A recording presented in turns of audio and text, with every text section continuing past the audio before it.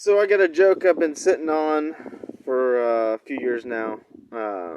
Figured I'd tell it, see if anyone liked it. Anyone can give me some feedback. I think it's hilarious. Kind of brings together meaning from different perspectives. But anyways, here's my joke. Um, so there once was this woman, right? She was like a lot of women, maybe I'm not gonna say a lot of women, but maybe reminds you of someone that you've known before.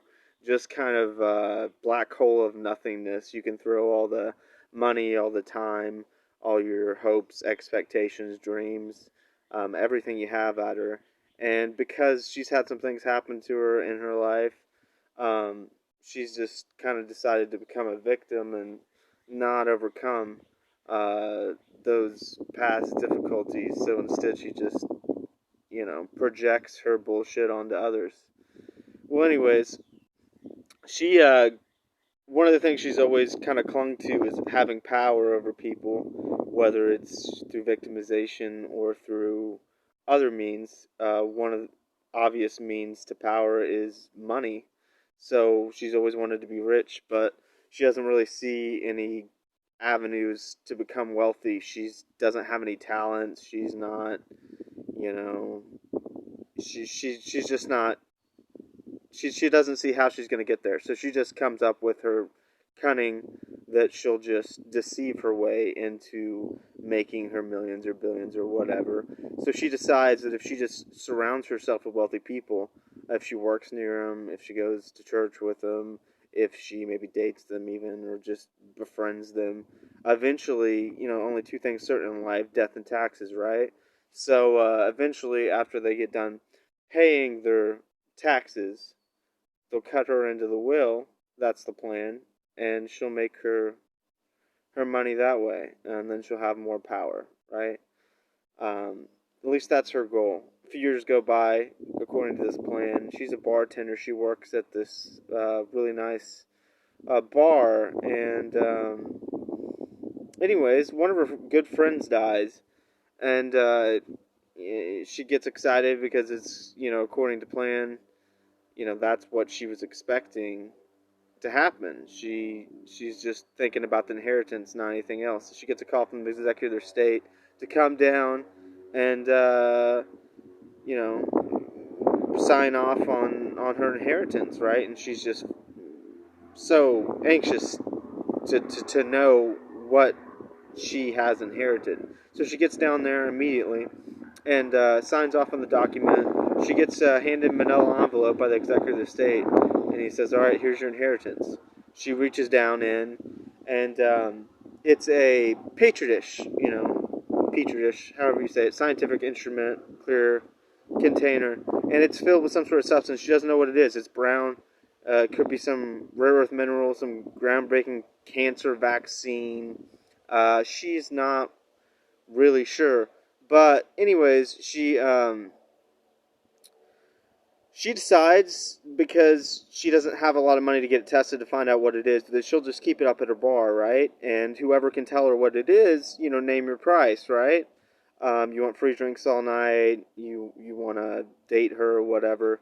Um, but a few months goes by according to her plan, and there's all these conventions taking place at the same time. There's a scientific convention, there's a atheist convention, a Christian convention, and a satanic convention, all in the same town. And one of each happens to be sitting next to each other at the bar when she tells them about this sort of gag, this deal that she's got going on. And, you know, first person to just immediately jump at the opportunity to tell her what it is the Christian, because his ego is inflamed. He thinks he has all the answers. He grabs the petri dish, looks at it, says, "I can tell you exactly what this is. This is the holy crap of our beloved Father and Savior, Jesus Christ."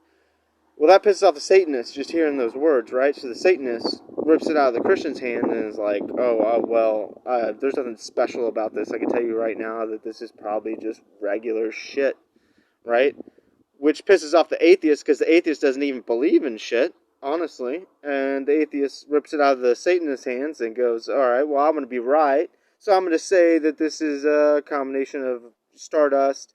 We're all made of it, but that's kind of a cop out. So I'm just going to say it's a mixture of dirt and water. Well, that pisses off the scientist, and the scientist gets up and mercilessly ridicules them all and says, um, "Really, all you guys did was look at it. I'm a scientist. It's in my instrument. If anyone's gonna know what this is, it's me, right? Give me 2 hours. I'll run back to my lab. I'll look at it under a microscope, and I'll run a report, and I'll tell you exactly what this is." And so he's wanting to make sure he's got good on a deal. He's looking to take advantage. He wants free drinks for the house, and he wants to sleep with her. So he makes sure she's good. He goes, runs back to his lab, does all his tests, comes back with a printout, and is like, all right, I can tell you with a 98.6% certainty what this is. Make sure she's good on the deal one more time. She agrees. Because like you said, it's in a petri dish. He's going to know, right? So, anywho, he goes, all right, here's the report. I can tell you with a 98.6% certainty that this right here is cow shit. Sorry, my neighbor. Well, that pisses off the guy at the opposite end of the bar, unbeknownst to him. Morgan Freeman, God, whoever you want to think of. And he goes, okay, first off, each and every one of you did was assume on this situation. And you know what happens when you assume? You make an ass of you and me. I never said it wasn't cow shit. I said it was bullshit.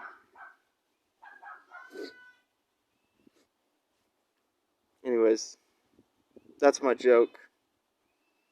It's kind of like a light bulb when you got 5 people staring at the same thing, all seeing one side of a coin. But yeah, not cow shit, bullshit. To be more specific, doesn't mean the stories aren't true. That we need to love each other more. All right, that's my joke for the day. Have a good one.